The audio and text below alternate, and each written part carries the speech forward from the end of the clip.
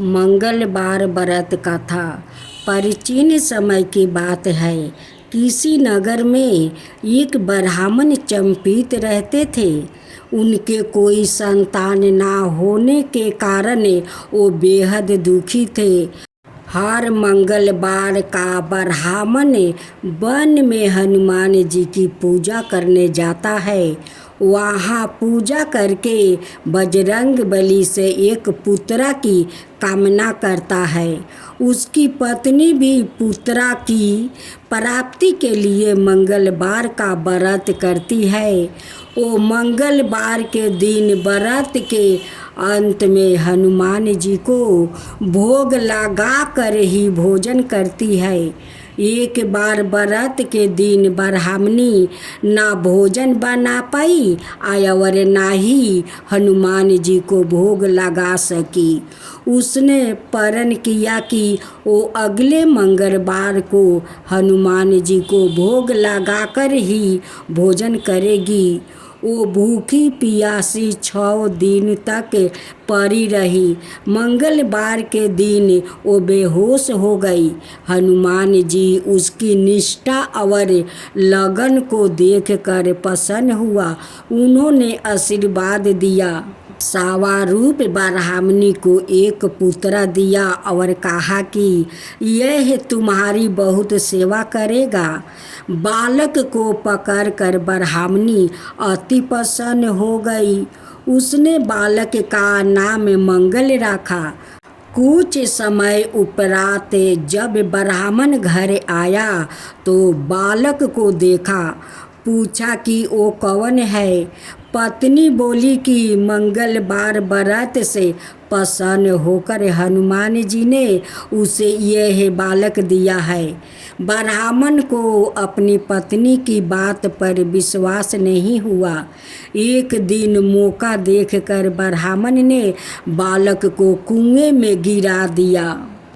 घर पर आया तो ब्राह्मणी ने पूछा कि मंगल कहाँ है।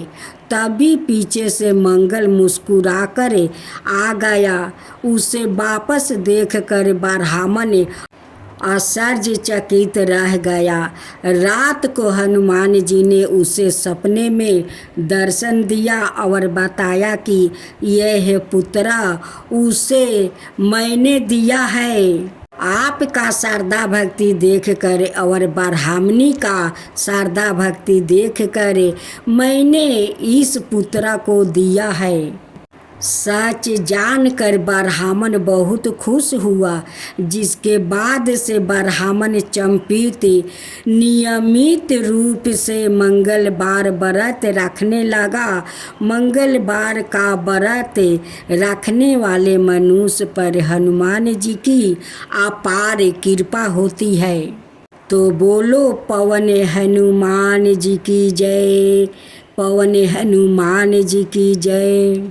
रहे थे तब एक दिन इच्छा अनुसार रूप धारण करने वाली रावण की बहन सुपनेखा सुंदर स्वरूप में श्री राम के सन्निकट गई। उसने श्री राम के दिव्य स्वरूप पर मोहित होकर उसने कहा, हे कमल नयन, तुम किसके पुत्र हो और तुम्हारा क्या नाम है। इस आश्रम में जाटा बलकल धारण कर क्यों रहते हो। यहाँ रहकर तुम क्या प्राप्ति करना चाहते हो, मुझे बताओ। मैं राक्षस राज महात्मा रावण की बहन कामरूनी सुपनेखा हूँ। इस संसार में तुम्हारे सामने सुंदर पुरुष और मेरे सामने सुंदर स्त्री कोई भी नहीं है। आज हमारा और तुम्हारा संयोग ब्रह्मा के विधान से हुआ है। मैं अपने भाई खर के साथ इसी वन में रहती हूँ। रावण ने मुझे इस सवर्ण वन का अधिकार सौंप दिया है। मैं तुम्हारे विषय में जानना चाहती हूँ। अत तुम मुझे अपना परिचय दो। भगवान श्री राम ने उसे कहा, मैं अयोध्यापति महाराज दशरथ का पुत्र हूँ। मेरा नाम राम है। यह सुंदरी मेरी पत्नी है। जनक जननी सीता है और यह सुंदरी कुमार मेरा छोटा भाई लक्ष्मण है। हे सुंदरी, बताओ मैं तुम्हारा कौन सा कार्य करूं? श्री राम का वचन सुनकर सुपनेखा बोली, राम, आज तक मैं अविवाहित हूँ, क्योंकि संसार में मेरे अनुरूप कोई पुरुष मिला ही नहीं जिसे मैं विवाह कर सकूं। आज मेरे मन ने तुम्हें देख कर तुम्हें दिव्या सुंदर पर मोहित हो गया हूँ। अत तुम मुझसे विवाह कर लो और इस वन में मेरे साथ सुख पूर्वक जीवन व्यतीत करो। श्री राम ने मुस्कुरा कर कहा, हे सुंदरी, मेरी तो पतिव्रता भायरा मौजूद है, जिसका त्याग मेरे लिए संभव है। इसके रहते हुए तुम जन्म भर सौतन डाह से जलती हुई किस प्रकार रह सकोगी? हाँ, मेरा छोटा भाई लक्ष्मण है, वो तुम्हारे योगपति हो सकता है। तुम इस विषय में उसी से बात करो। फिर सुपनेखा लक्ष्मण के पास गई और बोली, हे लक्ष्मण, अपने भाई के आज्ञा अनुसार तुम मेरे पति हो जाओ। आज हम और तुम परस्पर एक संगे रहेंगे। विलंब मत करो। सुपनेखा के कथन पर लक्ष्मण ने कहा, हे साध्वी, मैं तो भगवान श्री राम का दास हूँ। मुझे अपना पति बनाने से तुम्हें भी उनकी दासी बनना पड़ेगा। तुम्हारे लिए इससे बड़ी दुख की बात भला और क्या होगी? तुम उन्हीं के पास जाओ। वो महाराज है और सबके स्वामी है और सब कुछ करने में समर्थ है। यह सुनकर सुपनेखा विशेष क्रोध हो गई। वो श्री राम से बोली, राम, तुम बड़े ही चलितर हो। मुझे इधर उधर घुमा कर मेरे युद्ध मनोरथ का तुम उपवास कर रहे हो। शायद तुम्हें मेरी असीम शक्ति का ज्ञान नहीं है।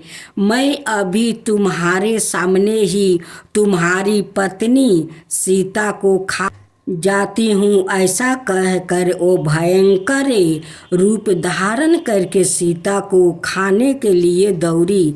भगवान श्री राम लक्ष्मण को उसे दंडित करने का संकेत किया। भगवान के संकेत करने पर श्री लक्ष्मण उसे और शीघ्रता से सुपनेखा के सामने आ गए और बड़ी फुर्ती से अपनी तलवार निकाल कर उन्होंने उनके नाक के कान काट डाला। पीड़ा से छटपटा रही थी, खून से लथपथ हो गई और विलाप करती हुई खर दूषण के पास गई। सुपनेखा विलाप करती हुई खर के चरणों में जाकर गिर पड़ी। उसने खर से कहा, भाई, तुम्हारे बल और पराक्रम को धिक्कार है। आज तुम्हारे ही राज्य में मनुष्य जैसे निरीह प्राणी निर्भय होकर तुम्हारी बहन की दुर्दशा करने का दुस्साहस कर रहे हैं। उसकी विचित्र दशा देख कर खर ने कहा, सुपनेखा क्या बात है?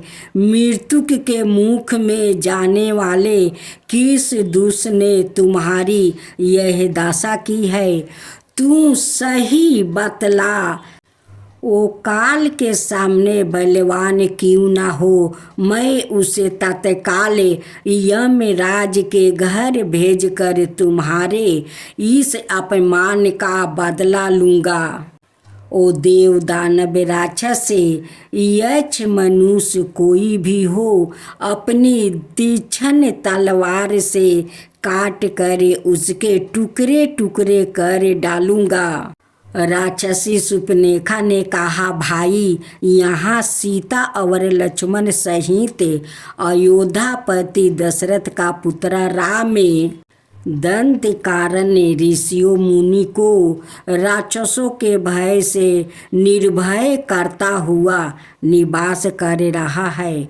उसने पृथ्वी को राक्षसों से विहीन करने की प्रतिज्ञा कर रखी है। उसी की प्रेरणा से उसके भाई लक्ष्मण ने मेरी नाक कान काट कर यह दुर्दशा की है। यदि तुम में अपने पुरुष का जरा भी अभिमान हो तो तुम उन दोनों राक्षस शत्रुओं को तत्काल मार डालो। मैं उन दोनों का खून पीऊंगी, नहीं तो अपना शरीर त्याग कर यमलोक चली जाऊंगी। सुपनेखा का कथन सुनकर और उसकी दुर्दशा देखकर खर अत्यंत क्रोधित हुआ और उसने तत्काल युद्ध के लिए प्रस्थान कर दिया। उसके साथ 14 सहस्त्र राक्षस की विशाल सेना थी। खर, तूषण और त्रिशिरा सभी नाना प्रकार के दिव्य अस्त्र से सुसज्जित थे। सब एक के एक महान पराक्रमी थे।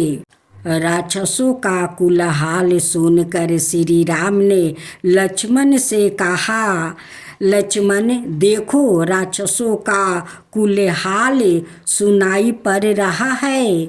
निश्चय ही राक्षसों की विशाल सेना आ रही है। आज मेरे साथ उनका भयंकर युद्ध होगा।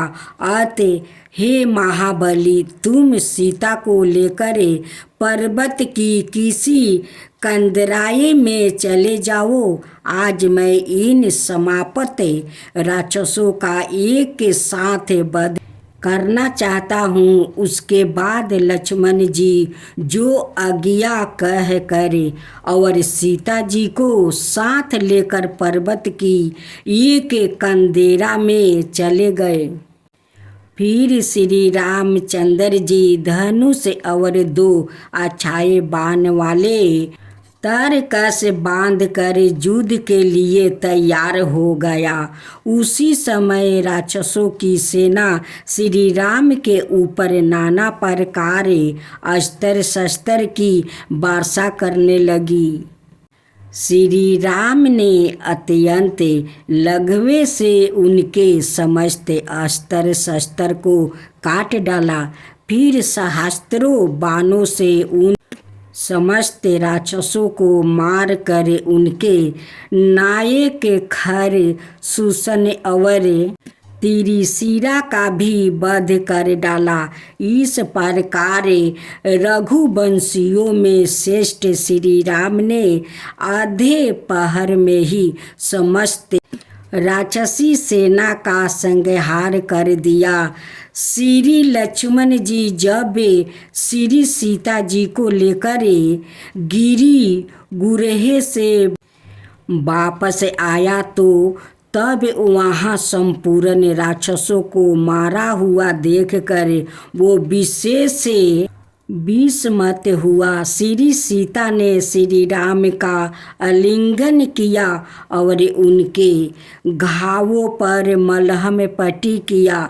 सुपनेखा भी निराशित और असहाय होकर खर सुसन की मृत्यु पर विलाप करती हुई रावण के पास लंका चली गई। विशाल राक्षसी सेना का संहार हो जाने पर दंडकारण्य के ऋषि मुनि निर्भय हो गए।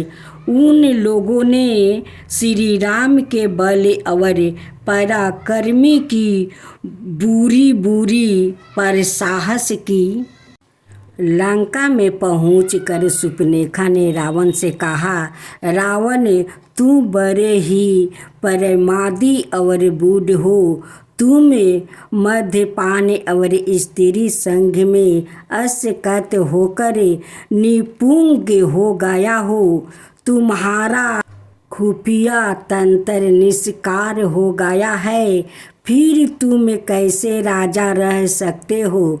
खर दूषण तिरिशिरादि 14 सहस्त्रों राक्षसों को राम ने एक क्षण में ही मार डाला और सारे जन स्थान को ऋषियों मुनियों के लिए निर्भय कर दिया। तुम्हारी बहन विरूप कर दी गई है और तुम्हें अभी तक कुछ भी पता नहीं है। इसलिए मैं कहती हूँ कि तुम बूढ़ हो। रावण ने कहा, शूर्पणखा, तू मेरी आलोचना छोड़कर अपनी दुर्दशा करने वाला का नाम बता, मैं उसका मूलोच छेद कर दूंगा। शूर्पणखा बोली, मैं एक दिन जन स्थान में गौतमी नदी के किनारे जा रही थी। वहाँ पंचवटी नाम का आश्रम में मैंने धनुष बाण धारण करने वाला जाटा बलकलादि से सुशोभित शोभाधाम राम को देखा। उसका छोटा भाई लक्ष्मण भी उसके समान रूपवान है। उसकी पत्नी सीता तो साक्षात लक्ष्मी के समान सुंदर है। उसने मैंने तुम्हारी पत्नी बनाने के लिए लंका में लाने का प्रयत्न किया। फिर राम की प्रेरणा से उसके छोटे भाई लक्ष्मण ने मेरी नाक कान काट डाली। मैं दुखी होकर खर दूषण के पास गई। उन्होंने अपने सेनापतियों सेना सहित राम पर आक्रमण कर दिया, किंतु राम ने क्षण मात्रा में सबका संहार कर डाला। यदि उसकी पत्नी सीता तुम्हारी भायरा बन जाए तो तुम्हारा जीवन सफल हो जाए। यह सुनकर रावण ने उसे सांत्वना देकर धैर्य बंधाया और चिंताग्रस्त होकर महल में चला गया।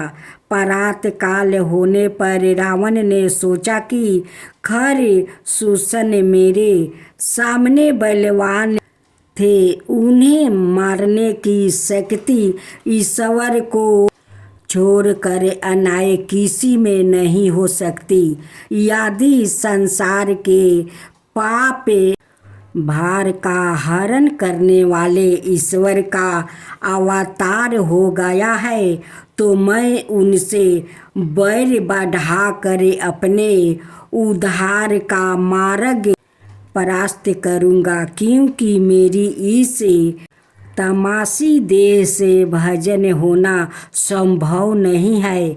ऐसा सोचकर रावण अपनी योजना को कार्यारूप देने के लिए समुद्र के दूसरे तट पर निवास करने वाले मरीचि के घर गया। रावण को देखते ही मरीचि ने शीघ्रता से उठकर उसका आतिथ्य सत्कार किया और आने का कारण पूछा।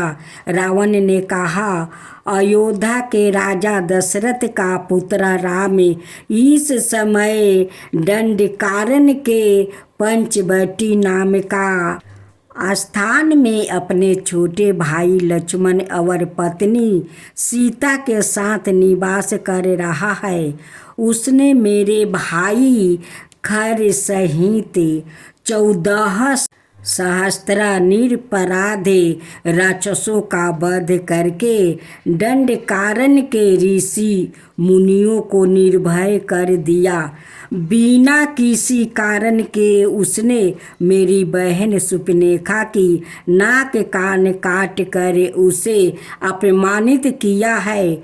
उसकी भायरा परम रूपवती और तीनों लोकों को मोहित करने वाली है। मैं तुम्हारी सहायता से राम को उसके आश्रम से दूर हटा कर और उसकी पत्नी का हरण कर उसे दंडित करना चाहता हूँ। यदि तुम मेरी आज्ञा का उल्लंघन करोगे तो तुम्हें भी अभी अपनी तलवार से यमलोक पहुंचा दूंगा। मरचीन ने विचार किया कि यदि मैं इस दुष्ट के हाथों मारा जाता हूँ तो मुझे नरक होगा और श्री राम के हाथों मर कर मैं संसार सागर से पार हो जाऊंगा। यह सोचकर मरचीन रावण के रथ पर चढ़कर पचबटी आया और सौरन मृग का रूप धारण कर वो श्री राम के आश्रम के आसपास विचरण करने लगा। भगवान श्री राम रावण के सारे षड्यंत्रों समझ कर एकांत में सीता जी को समझाते हुए कहा, प्रिया, अब मैं कुछ मनुष्य लीला करना चाहता हूँ। अत तुम मेरे साथ अपनी माया रूपी छाया को छोड़कर कुछ समय के लिए अग्नि में निवास करो। फिर मैं राक्षसों का संहार कर पृथ्वी का भार हरण करूं। भगवान के ऐसे कहने पर श्री सीता जी मायामयी सीता को कुटिया में छोड़कर सवाई अंतर्ध्यान हो गई। जब मरीच मायामयी सौरन मृग बन कर आश्रम के आसपास विचरण कर रहा था तब उसे देख कर मायामयी रूपी सीता ने श्री राम से हंसते हुए कहा, हे नाथ, इस विचित्र सौरन मृग को देखिए। इसके शरीर पर कैसे अद्भुत बिंदु है और यह कैसी निर्भयता से विचरण कर रहा है। मैं इसके अनुपम सुंदर से मैं मोहित हो गई हूँ। आप इसे बांध कर ला दीजिए। यह सुंदर हिरन मेरे कीड़ा मृग बनेगा। यदि ऐसा संभव ना हो सके तो इसका वध करके इसकी सुंदर छाल ही ले आइए। हम लोग उस पर सुख पूर्वक विश्राम करेंगे। सीता जी के अनुरोध पर बहुत अच्छा कहकर श्री राम ने अपना धनुष बाण उठा लिया और जाते समय लक्ष्मण से कहा, लक्ष्मण, तुम प्राण प्रिया सीता की यंत्र पूर्वक रक्षा करना। वन में बड़े ही मायावी और भयंकर राक्षस विचरण किया करते हैं। अत तुम विशेष सावधान रहना। ऐसा कहकर श्री राम माया मृग के पीछे दौड़ पड़े। भगवान श्री राम बड़े ही भक्त वत्सल है, वो सब कुछ जानते थे। तथापि सीता जी को प्रसन्न करने के लिए वो मृग के पीछे गया। वो मृग कभी तो पास दिखाई देता था, कभी एक क्षण में ही दूर भाग कर छिप जाता था। इस प्रकार लुकते छिपते वो श्री राम को दूर गहन वन में ले गया। वहाँ भगवान श्री राम ने अपने धनुष पर एक क्षण बाण का साधना किया और एक ही क्षण में उस मृग रूपी मरचीन का वध कर डाला।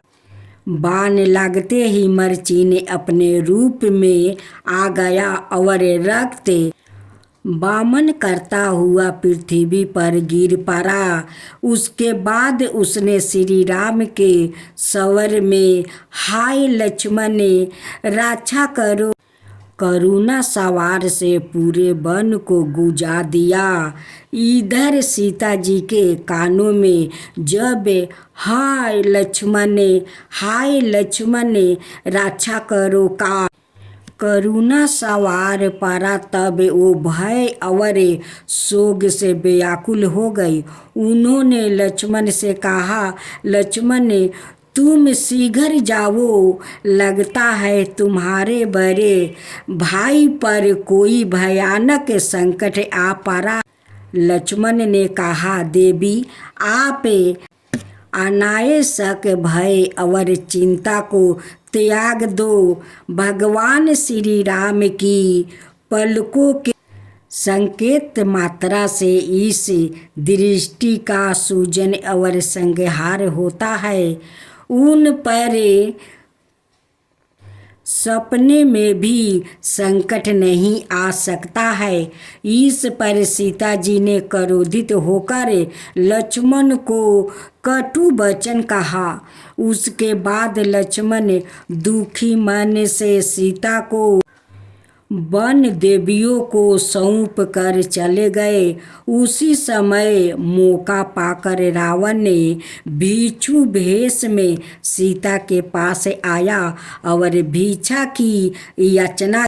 सीता जी ने कंदमूल आदि देकर भिक्षक का स्वागत करना चाहा, किंतु उसने भिक्षा लेने से इनकार कर दिया और कहा, मैं विश्वा मुनि का पुत्र राक्षस राज रावण हूँ। अब तुम मेरे साथ लंका चल कर ऐश्वर्य सुख का उपभोग करो। उस वनवासी राम में क्या रखा है। उसकी बातें सुनकर सीता जी ने कहा, दुष्ट तू ठहर जा, अभी मेरे पति अपने भाई के साथ आते ही होंगे।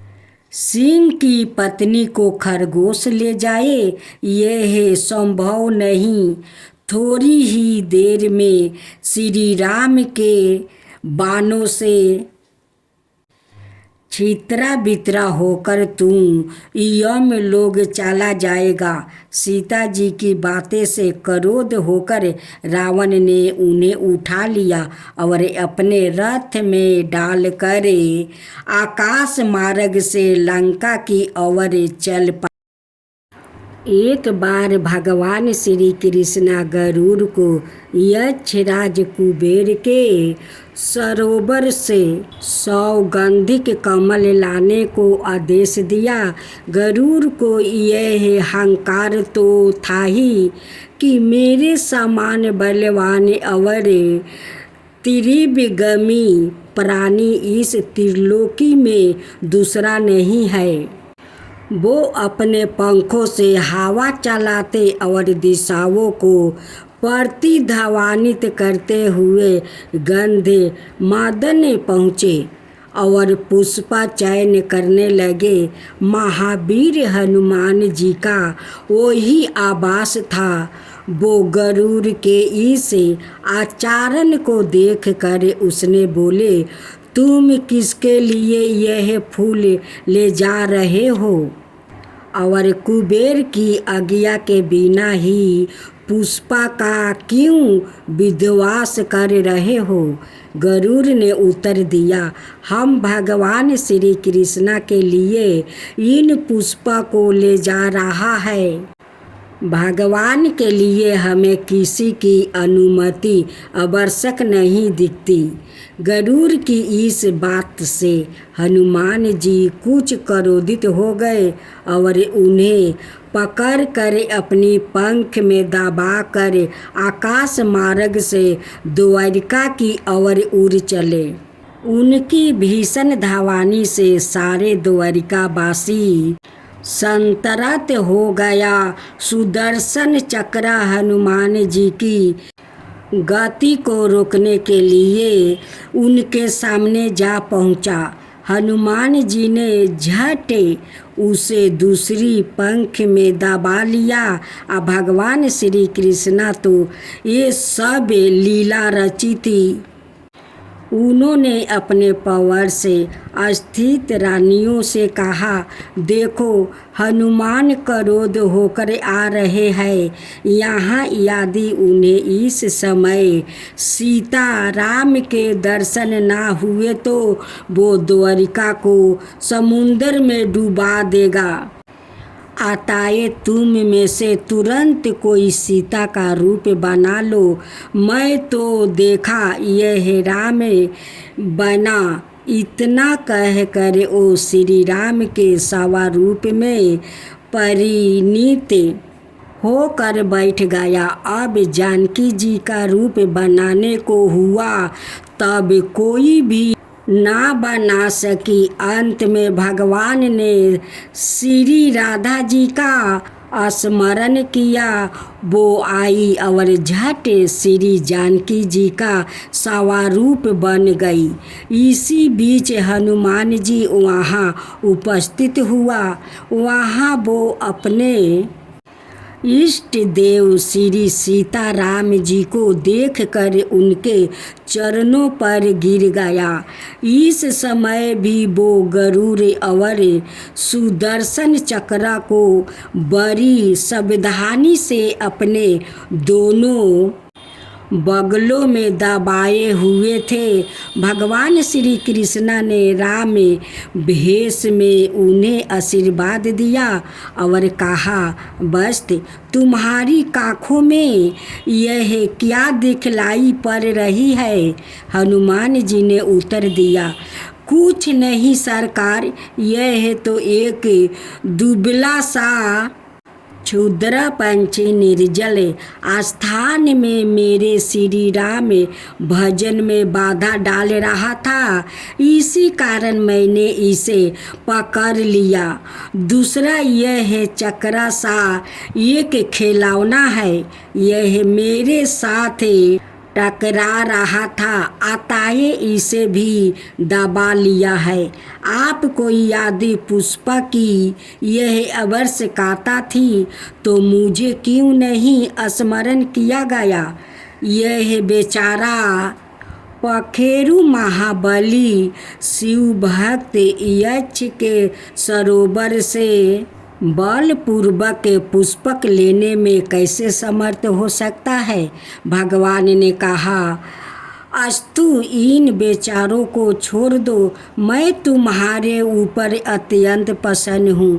अब तुम जाओ अपने स्थान पर स्वच्छ दंता पूर्वक भजन करो।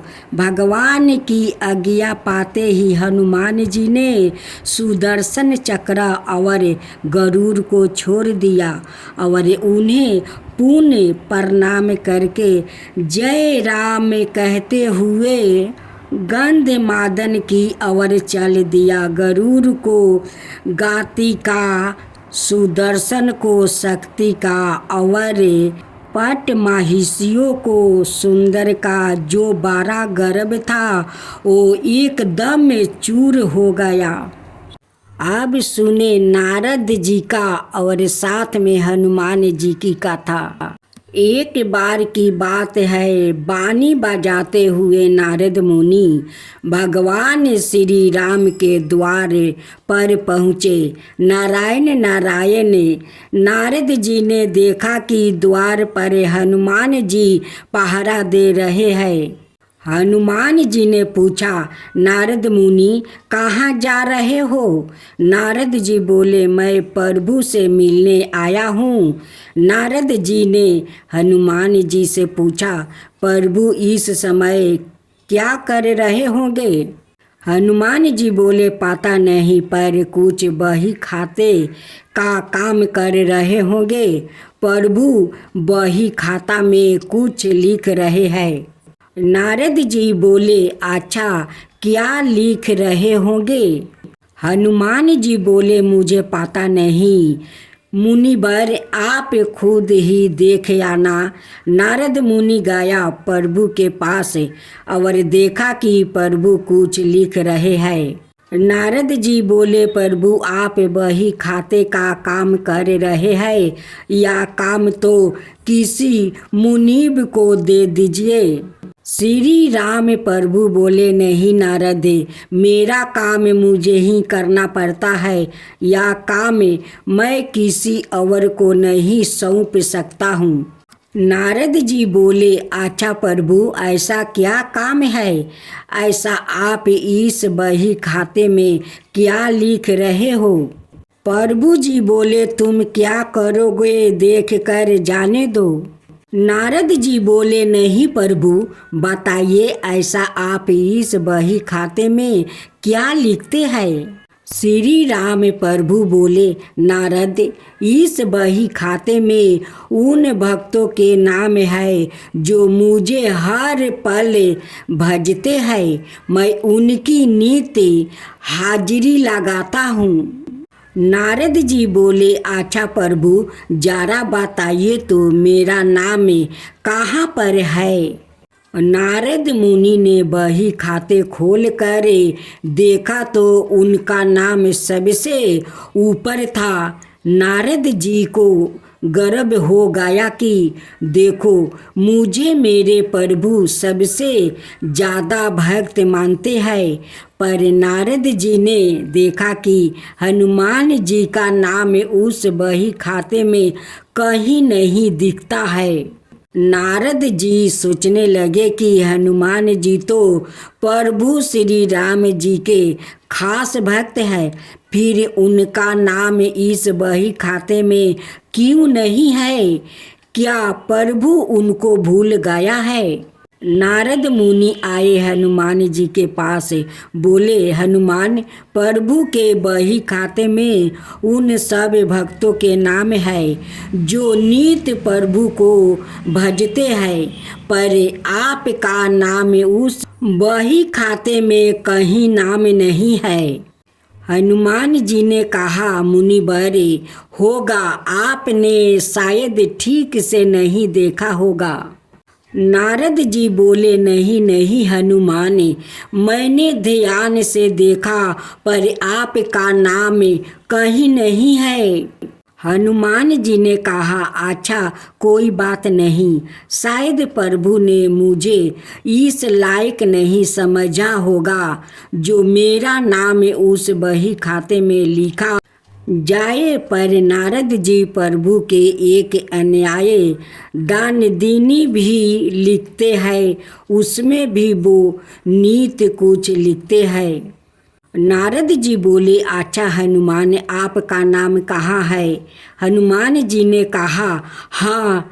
नारद मुनि फिर गए प्रभु श्री राम के पास और बोले, प्रभु, सुना है कि आप अपनी अलग से दयन दीनी भी रखते हैं, उसमें आप क्या लिखते हैं? प्रभु श्री राम बोले, हाँ, पर वो तुम्हारे काम की नहीं है। नारद जी, प्रभु बताइए, मैं देखना चाहता हूँ कि आप उसमें क्या लिखते हैं। प्रभु मुस्कुराए और बोले, मुनिवर, मैं इनमें उन भक्तों के नाम लिखता हूँ जिनको मैं नित्य भजता हूँ। नारद जी डायरी खोल कर देखा तो उसमें सबसे ऊपर हनुमान जी का नाम था। यह देख कर नारद जी का अभिमान टूट गया। कहने का तात्पर्य यह है कि जो भगवान को सिर्फ जीभा से भजते हैं उनको प्रभु अपना भक्त बनाते हैं, और जो हृदय से भजते हैं उन्हें भक्तों के वो सवाए भक्त हो जाते हैं। ऐसे भक्तों को प्रभु अपनी हृदय रूपी विशेष सूची में रखते हैं।